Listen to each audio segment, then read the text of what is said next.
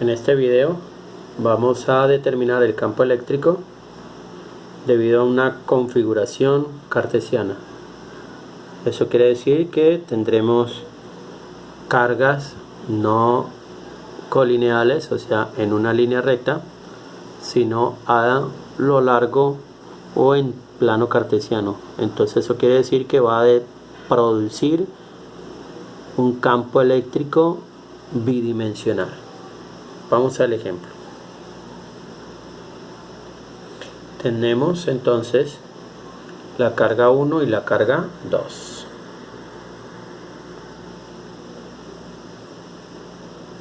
La carga 1 está en la coordenada 2 para 1. La carga 2 está en la coordenada 6 para 1. Las X están en milímetros, al igual que las Y. Mili por 10 a la menos 3. La carga 1 es positiva y la carga 2 es negativa. Entonces, vamos a determinar el campo eléctrico en A y vamos a determinar el campo eléctrico en B. En A, colocamos una carga que nos prueba la existencia de campo eléctrico, o sea, una carga de prueba. Esa carga de prueba es positiva. Entonces la línea de campo, debido a la carga 1, será hacia arriba. Pero debido a la carga 2, será de atracción. Dibujo una línea de separación entre la carga de prueba y la carga 2, entre de atracción. La unión de ellos producirá el campo eléctrico como tal. Entonces, este será el campo eléctrico debido a la carga 1 y este será el campo eléctrico debido a la carga 2. Y lo mismo le pasará a B.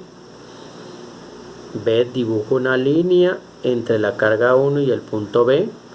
Esta es positiva. Aquí coloco una carga de prueba que es positiva también. A lo largo de ella se va a alejar y este sería el campo eléctrico debido a la carga 1 en el punto B. Entre el punto B y la carga 2 trazo una línea y como aquí hay una carga de prueba positiva y una carga negativa, entonces hay atracción. Y este será el campo eléctrico debido a la carga 2. Por la ley del paralelogramo, esta será el valor del campo eléctrico debido a estos dos campos. Separo punto A, la carga de prueba, carga 1, carga 2. Ahí hay un plano, ¿cierto?, en el cual verifico que hay un triángulo rectángulo. Ya explicamos que la carga de prueba debido a la carga 1 producirá este campo y debido a la carga 2 producirá este campo. Este será el ángulo normal, el ángulo, llamémoslo ángulo polar 1 para el campo 1 y es el ángulo polar para el campo 2. Ese triángulo rectángulo, aquí está la carga 1, aquí está la carga 2 y aquí está la carga de prueba A. Marco de referencia Y y X. Este es el ángulo para este señor. Este es el ángulo para el campo 2 y este sería el ángulo para el campo 1. Te voy a hallar geométricamente algunas cosas acá. La distancia del punto A a la carga 1 son 2 milímetros y de la carga 1 a la carga 2 son 4 milímetros. Te voy a hallar la distancia que hay del punto A aquí a la carga 2, que es la hipotenusa. 2 milímetros es 2 por 10 a la menos 3 cuadrado más 4 por 10 a la menos 3 cuadrado a la menos 3 porque es milímetro. Aquí estoy aplicando teorema de Pitágoras, hago las respectivas operaciones y esta distancia que hay del punto A a la carga 2 al cuadrado es 20 por 10 a la menos 6. Si saco raíz, me muestra que del punto A a la carga 2 hay 4,4721, algo más de 4.5 milímetros por 10 a la menos 3 mili. ¿Qué voy a determinar? Este ángulo. Este ángulo polar lo desconozco. Este ángulo polar sí lo conozco. Ese ángulo es de 90 grados, pero este ángulo lo desconozco. Yo sé que este ángulo es este mismo ángulo. Así que determinando este ángulo puedo determinar este ángulo. Solo que este ángulo es positivo porque abre hacia arriba, en cambio este ángulo es negativo. Este ángulo lo puedo determinar con este cateto opuesto y este cateto adyacente a este ángulo. Entonces el tangente de este señor, este es el ángulo, este es el ángulo. Entonces yo debo hallar este ángulo. Este es este ángulo.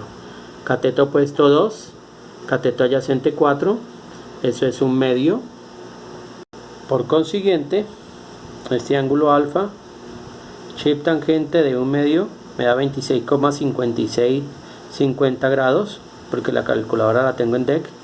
Entonces habíamos explicado que si este ángulo alfa era positivo, el ángulo teta, el ángulo polar, entonces será negativo. Recuerde que siempre debo hallar el ángulo que se forma con la horizontal. Entonces me interesa este ángulo que se forma con la horizontal. Este ángulo es el que necesito. Este ángulo se abre hacia abajo de la horizontal, por este teta que vamos a utilizar para la dirección del campo 2 es negativo. Entonces el campo eléctrico en el punto A debido a la carga 1 sería la constante, que es 9 por 10 a la 9, la carga 1 que es 3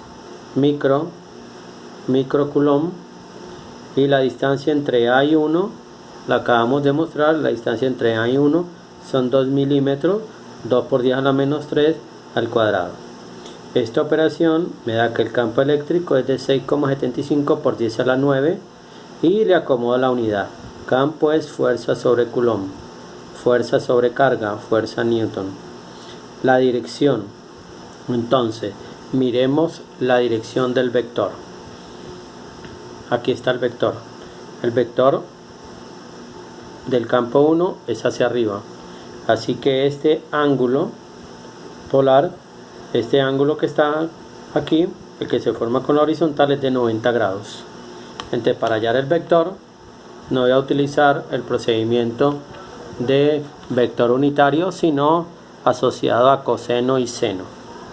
Entonces el coseno del teta 1 para darme I y el seno de teta 1 para darme el vector J. Entonces lo único que tenemos que reemplazar es el valor de teta.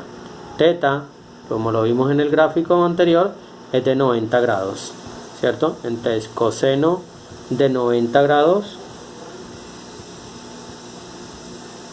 ¿y cuánto es el seno de 90 grados? Coseno de 90 grados es 0 y el seno de 90 grados es 1. Ahí comprobamos efectivamente que el vector en el punto A debido a la carga 1 es igual a más 6,75 por 10 a la 9 newton sobre coulomb en dirección J. El campo eléctrico en A debido a la carga 2. La constante es 9 por 10 a la 9. La carga es 5 por 10 a la menos 6 coulomb o 5 microcoulomb. Recuerden que la carga siempre es positiva. La distancia al cuadrado. Recuerden que la distancia del punto A al punto 2 ya la calculamos al cuadrado, ¿no? Ya la calculamos, nos dio 20 por 10 a la menos 6. Hago la operación respectiva y eso me queda 2,25 por 10 a la 9 Newton sobre Coulomb. Ahora determino la parte vectorial. Recuerde, esta es la magnitud del campo eléctrico en el punto A debido a la carga 2. Este es el vector unitario, el que me da la dirección, el sentido. Coseno de teta. Coseno de teta 2, el seno de teta 2. Coseno para I, seno para J. Recordemos que este es el campo que hemos hallado, pero el ángulo polar aquí es acá, este es hacia abajo. ¿Listo? Entonces la magnitud del campo es 2,25 por 10 a la 9 nano sobre Coulomb. Lo multiplico por el vector unitario, coseno, el ángulo para 2 es menos 26,5650 y lo mismo aplico para seno. Esto multiplico por esto, esto lo multiplico por esto y me da efectivamente, como me muestra la gráfica, al utilizar el ángulo polar me da efectivamente que tiene una componente I positiva y tiene una J negativa. Como me lo muestra efectivamente este vector tiene una componente I positiva y J negativa. Sumo vectorialmente el vector debido a la carga 1 y el vector debido a la carga 2. El campo vectorial debido a la carga 1, debido a la carga 2 en el punto A. Este era por coseno y este era por seno. El de coseno me dio 0, el de seno me dio positivo. Este lo acabamos de hallar. Entonces hago suma como algebraica. Esto me da esto, esto me da esto. Este es el campo vectorial. O sea que si lo tenemos por acá, me perdonan. Recuerden, para sumar vectores, uno a continuación del otro. Entonces yo coloco el vector 1 y a continuación puedo colocar el vector 2. O coloco el vector 2, y después coloco el vector 1. Y entonces encuentro un vector total, que es este de acá. Ese es el vector. Y ese vector que he hecho gráficamente me muestra que es efectivamente en el positivo de las X y está también en el positivo de las Y. En el próximo video vamos a determinar el campo eléctrico debido a la carga 1 y 2, pero en el punto B.